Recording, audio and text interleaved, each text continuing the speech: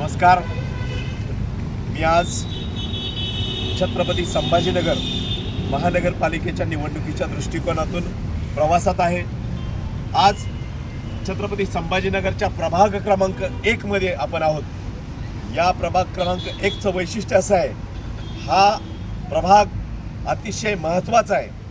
या भागामध्ये ताकदवान असे कार्यकर्ते भारतीय जनता पार्टीने या निवडणुकीमध्ये उतरवलेले आहेत.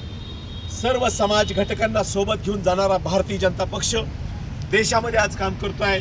माननीय मोदीजींच्या नेतृत्वाखाली विकसित भारताचं स्वप्न साकारायचं असेल तर विकसित महाराष्ट्र हवा, म्हणून माननीय देवाभाऊ काम करतायत राज्याला सक्षम करण्यासाठी.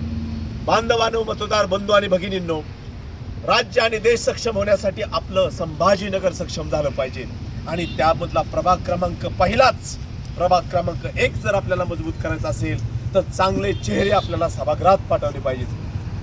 माननीय देवाभाऊंचं स्वप्न म्हणजे संभाजीनगरमध्ये भगवा फडकला पाहिजे, पण तो कमळाच्या भगव्याला तिथे सत्तेमध्ये पाठवायचा असेल तर प्रभाग क्रमांक 1चे 4 उमेदवार आहेत.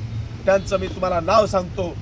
युवराज वाकेकर हे प्रभाग क्रमांक 1चे उमेदवार आहेत. त्याचबरोबर सौ ज्योती अभंग, त्याचबरोबर सौ सविता बकले आणि श्री पूनमचंद सोनाजी बमने, अर्थात पैलवान. आपण बघाल ही 4ही मंडळी, आपल्या दोघी ताई आणि हे दादा, हे तुमच्या आमच्या विकासाच्या विचाराच्या सोबत काम करणार आहेत. प्रभाग क्रमांक 1चा सर्व परिसर जो हा अतिशय विकासाच्या दृष्टीने महत्त्वाचा आहे.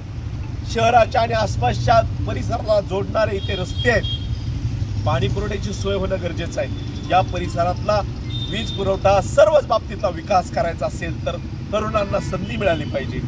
माझ्या लाडक्या बहिणी इथे उभ्या आहेत. या दोन्ही लाडक्या बहिणींना आपल्याला निवडून द्यायचंच आहे, परंतु लाडक्या बहिणीसोबत 2 लाडके भाऊही पाहिजेत आणि म्हणून युवराज वाकेकर आणि आपल्याला पूनमचंद बमने यांना ताकदीने मतदान करायचं आहे. मी निश्चितपणे आपल्याला सांगेल, आज पहा 300व जयंती वर्ष आहे ते पुण्यश्लोक लोकमाता अहिल्यादेवी होळकरांचं काश्मीरपासून कन्याकुमारीपर्यंत या वर्षभर पुण्यश्लोक अहिल्यादेवी होळकरांचं जयंती वर्ष साजरं करण्याचं काम करणाऱ्या सरकारचं नाव आहे माननीय मोदीजींचं भारताचं सरकार. 75 वर्ष स्वातंत्र्य मिळाली पण कुणी ही जयंती साजरी देशात केली नाही. काँग्रेसला कुणी अडवलं होतं का इतर कोणाला अडवलं होतं, परंतु माननीय मोदीजींच्या आणि देवाभाऊंच्या नेतृत्वाखाली अहिल्यादेवींची जयंती साजरी केली जाते वर्षभर. अशा प्रकारचा सन्मान देणारे हे भाजपचं सरकार आहे.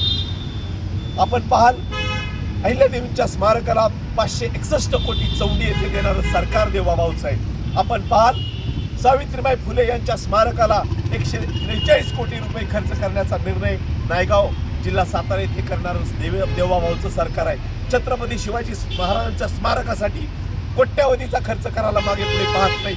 डॉक्टर बाबासाहेब आंबेडकरांचं लंडनचं घर असेल, इतर मुंबईच्या वास्तू असतील, सक्षम करण्याचं काम देवाभाऊचं सरकार करत आहे. अरे, केवळ प्रेरणा देणारे स्मारक आम्हाला हवीच आहेत, परंतु विकासाची गंगा घराघरात पोहोचवणाऱ्या सारथी, बार्टी, महाज्योती, अण्णासाहेब पाटील आर्थिक विकास महामंडळ, अहिल्यादेवी होळकर पुण्यश्लोक अहिल्यादेवी होळकर महामंडळ, याचप्रमाणे वसंतराव नाईक महामंडळ, विविध विकासाच्या योजनाच्या माध्यमातून घराघरातला युवक सक्षम झाला पाहिजे, त्याला रोजगार मिळाला पाहिजे. याच्याही पलीकडे जाऊन माझ्या माता भगिनींना सन्मान मिळाला पाहिजे आणि त्यांचं जीवन सुरक्षित झालं पाहिजे. लेकीबाळीची सुरक्षा पाहिली गेली पाहिजे. या सर्व बाबीवर काम करणारं देवाभाऊचं सरकार आहे. परंतु आपल्या छत्रपती संभाजीनगरमध्ये ही सगळी विकासाची गंगा आणायची असेल तर माझ्या मतदार बंधू भगिनींनो, प्रभाग क्रमांक 1 मधनं कमळाचे 4ही उमेदवार आपल्याला विजयी केले पाहिजेत. येत्या 15 तारखेला आपण त्या संदर्भातली निश्चित भूमिका घ्यावी. कमळाचं समोरचं बटन दाबावं. प्रभाग क्रमांक 1 मधून 4ही कमळाचे उमेदवार विजयी करावेत. आणि मी तुम्हाला जाहीर आवाहन करतोय, खरं तर मी जेजुरीच्या खंडेरायाला स्मरून आवाहन करतोय, आपण प्रभाग क्रमांक 1च्या 4ही भाजपच्या उमेदवाराला विजयी करावं. आणि निश्चितपणे आपण पाहाल की छत्रपती संभाजीनगरचे महापौर भारतीय जनता पार्टीचे झाल्याशिवाय राहणार नाहीत. एवढंच तुम्हाला सांगतो आणि थांबतो. धन्यवाद. जय हिंद, जय महाराष्ट्र, जय शिवराय, जय अहिल्या, जय सावित्रीबाई. धन्यवाद. भारतीय जनता पार्टीचा जय हो.